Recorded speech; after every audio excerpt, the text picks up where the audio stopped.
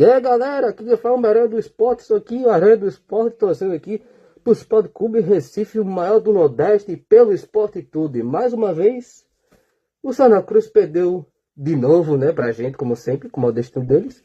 Mas enfim, falando sobre o jogo, pô, o primeiro tempo o Sport não jogou tanto bem assim, porque se tem uma coisa que o Santa Cruz sabe fazer muito bem, é jogar na raça. Toda vez que tem um clássico, eles fazem questão de jogar na raça.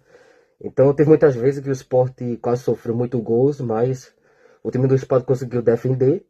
Mas aí no segundo tempo o Sport conseguiu se organizar, conseguiu fazer os passes, colocar mais pressão, colocar mais ataque no Santa Cruz.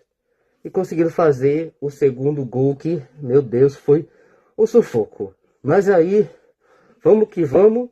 E agora estamos qualificados. Então, agora é só celebrar. E aí, Santa Cruz? Perdeu, foi?